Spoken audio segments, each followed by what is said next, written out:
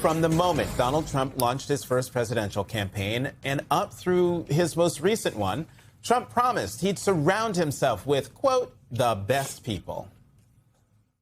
I know the best people. I know the best managers. I know the best deal makers. I know people that will make us so strong. I know guys that are so good. I know the best people. To me, it's all about people. You got to have the right people. We have the best people lined up. We're going to do a great job. Oh, of course, by the best people, he doesn't mean those who are the most qualified or the most experienced or those who have any experience at all. Look at what we saw this week. Trump's pick to temporarily replace Tulsi Gabbard as Director of National Intelligence, Bill Pulte, has zero known national security or intelligence experience. And yet, somehow, he is the best person to oversee the country's 18 intelligence agencies. Homeland Security Secretary Markwayne Mullin was on Capitol Hill and repeatedly refused to commit to following court orders from judges who ruled that the Department of Homeland Security is acting illegally. Mullin said, and I quote, "If we didn't think courts were politicized, then I would probably be able to answer that. But we see courts over and over again that use their bench for their political opinion, not just the rule of law." And then there was Trump's acting and soon-to-be nominated Attorney General Todd Blanche, who also had a contentious congressional hearing this week before the House Appropriations Committee. While Blanche told lawmakers that the controversial $1.776 billion settlement fund was being scrapped, he would not say the same about his order giving Trump and the Trump family immunity from existing tax audits. That benefit for Trump was to remain in place. Joining us now, Democratic Congressman Glenn Ivey of Maryland. He is a member of the House Appropriations Committee and took part in that hearing with the acting Attorney General. Congressman Ivey, thanks for coming back to the weekend. I want to play that actual sound from the hearing on Tuesday where Todd Blanche claimed that the IRS audit deal is not immunity. Watch this.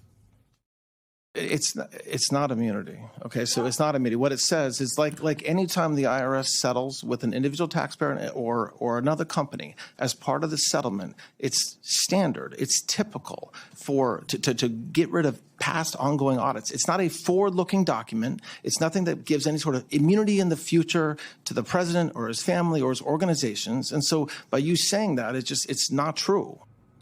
Congressman, you're a former prosecutor, both state and federal. What do you make of the acting attorney general's comments there? It was a scary performance, I think. But with respect to the immunity issue specifically, Rosa handed me the document. I looked at it over her shoulder. Clearly, it immunizes Trump and his family members, and query why all that would happen anyway at this point. But for all kind of past actions, so it sets a line, certainly moving backwards.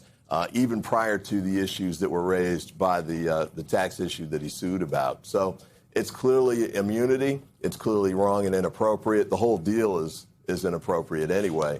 And the slush fund, he agreed to, not set that up. But, I've seen Trump contradict his cabinet members frequently. And when they asked him about it last week, he wouldn't say.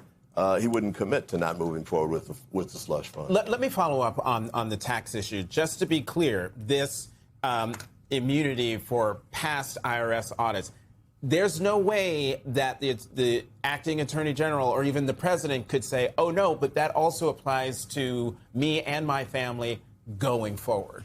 I don't know that that's an absolute ban on that front. It was kind of worded oddly, I would say, but the whole deal's odd anyway because there's no reason to be giving him immunity to start with. There was no benefit to the government. In an arm's length sort of scenario, he would never get a deal like this in any form because it's inappropriate here. And he should be investigated for any kind of tax misconduct. He doesn't have a right to immunity. He shouldn't have been given that at all. And if he owes tax dollars and should be held accountable for that, let's move forward with it. My push during that hearing was for special prosecutors, and of course Blanche wouldn't agree to that. But I think it's important for us to make sure that if we can't do it now, we're going to do it later and hold them accountable. I think one of the things that a lot of voters who are looking at Democrats right now are wondering is what does that accountability look like? And so we will have you back as those plans come into fruition. I want to shift a little bit to another thing that you focus on a lot, which is gun violence and gun safety in this country. You're a member of the House Gun Violence Prevention Task Force. And just yesterday, at least 12 people were shot at an Ohio festival, the Old West End Festival. It's an annual gathering of live music and home tours. The police chief in Toledo said it appeared that at least 2 people fired weapons, and they were, quote, probably shooting at each other. 2 of the victims were in critical condition. The ages of the victims ranged from 14 to 61, with most of them in their early 20s.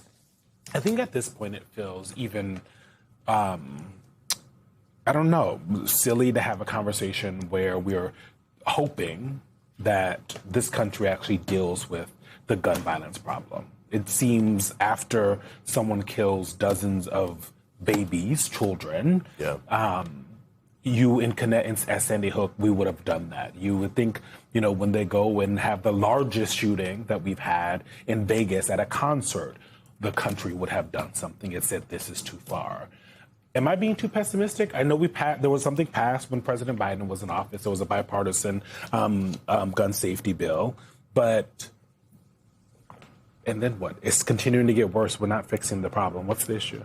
Well, and you're not being too pessimistic. In fact, at a different appropriations hearing 2 weeks ago, the Republicans passed a provision to eliminate the ATF ban on ghost guns. Now, this was a ban that the Trump Supreme Court said was constitutional. This does not violate Second Amendment rights, so they don't have any basis to object on those grounds. And we all know that ghost guns are just the criminal's weapon of choice because there's no way to trace them. So the fact that they're trying to sneak that through, they didn't do a stand-up bill and take that to the floor, trying to sneak it through in the appropriations bill. They're still on the wrong track with this, to say the least. So we're going to have to take the House back and the Senate, and I think the White House, before you can get anything meaningful done. And I think we're a long ways away from that. But to your point, I knew we were in trouble with respect to this when members of Congress were shot, like Gabby Giffords and others. Remember at the Steve baseball Scalise. practice. And he was on the hospital bed still and still saying, no, we're not going to move forward with any kind of gun restriction. So I think it's and the public supports it, background checks and the like. Right. High numbers, 70%, 80% and the like. So that's not the basis for it either. We just have to get control of Congress and the White House again, and we really have to push it forward. And the control would have to be 60 plus because you had control during the Biden administration, and the bipartisan one didn't even go as far as a lot of folks wanted. Congressman, before we're out of time, I know you and your office have already had to deal with your fair share of DOJ-related layoffs and issues since you represent a pretty big constituency of the federal workforce. Trump this week stripped job protections from another 8,000 federal workers. He issued an executive order turning an estimated 8,000 federal workers into at-will employees, which means the government can fire them without providing any reason. Is there anything that your office is doing, that you're working on, that might be able to salvage some of these jobs? Well, there's sort of 2 tracks. One is the litigation track, and I know you had Sky Perryman on a minute ago, and they've been enormously successful with a lot of this litigation, certainly at the district court level and on the federal government employee front in particular.